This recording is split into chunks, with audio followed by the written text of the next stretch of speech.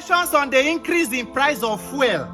Fuel subsidy regime is over. President Tinubu, May 29, 2023. Your Excellency, sir, we thank you. Mr. President, the way you dey handle us, the way you dey treat us as your Nigerians, as a country, it shows that you are a father. This is leadership. You are in the UK on holiday, you dey rest. And you are also Nigerian Minister for Petrol. And NNPC don't increase price of fuel again. We thank you. So my fellow Nigerians, now when I say make I follow talk. Because NNPC said they don't come out as middleman from Dangote refinery. So price of fuel don't come up again. And now it go reach about 1,000 something and so on and so forth. So I just say make I ask on my people. So we as Nigerians, we fit buy fuel for up to 1,000 something without complaint. So as a people, we fit live with fuel at 1,000 something. Nobody protests, nobody talks. Save Nigeria, no occupy Nigeria. Everybody accept. That is, we don't accept and we don't understand fuel subsidy, everything. So as Nigerians, we get understanding like this. We get patience. We get, we get understanding with government. So now only Jonathan government will be no get understanding with. We fit buy fuel for 1,000 without complaint, but we be no fit buy for 140 naira under Jonathan in 2012.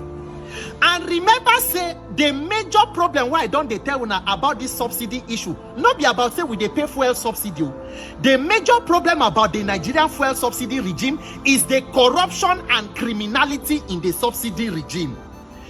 Under Jonathan, where we say the government being bad, or everybody say corrupt. As bad as the government be, when they want to remove subsidy, the president first go launch buses for Eagle Square, say make they distribute to transport company. They launch Shopee subsidy reinvestment program, say for people, for youths and all that. Plus you win, make youths where they do business, make they access loan and all. As bad as it been built, but we protest, we say we no want. 12 years later, the same APC government wey protest and lead protest against Jonathan government come remove them now.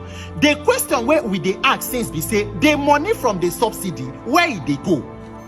Is it possible say the thing where they do with this removal of subsidy na to remove the corruption from the cabal where the petroleum sector come put the money for the pocket of politicians? Because I tell when I say the thing where Nigeria they suffer today is the ghost of the Buhari presidency. The Buhari government is the mistake that should never have been made. Buhari had no business with government. Under Buhari, they signed Petroleum Industry Act, which proposed that 6 months after that act, NNPC should not have business with regulating the price of petroleum.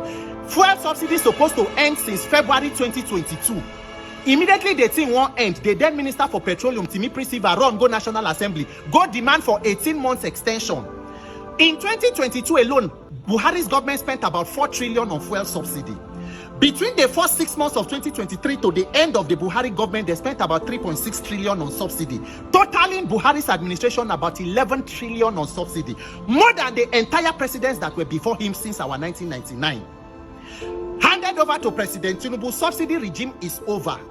Now the pricing and the suffering from that subsidy program has been pushed to average Nigerians, me and you, which are the consumers. Because even the under cabal of that subsidy chain from the petroleum sector, they don't even lose. Between the first 6 months of removing subsidy, the federal and state government have shared about 15.1 trillion.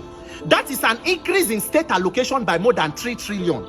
Meaning governors even have more money than the expenditures that they make. Where does most of the naira go? Is it possible to say that they convert them to dollars, which is also causing parts of the problem with forex and dollar in this country? My fellow Nigerians, shall we understand what we they do so? And do we realize that to tackle this issue, we must face the root cause of our problem, which is this governance? Tomorrow we go talk, say we want to end bad governance. Ask yourself the question, how do you end bad government? By electing good government. How do you elect good governance? It has to be through electoral process and INEC. And none of us, they talk about the major issue of INEC. Imagine running an election against a government that controls INEC, judiciary, law enforcement, including thugs. How do you expect to excel? Opposition, labor, everybody, save Nigeria, nobody talk again about. So Nigeria don't save.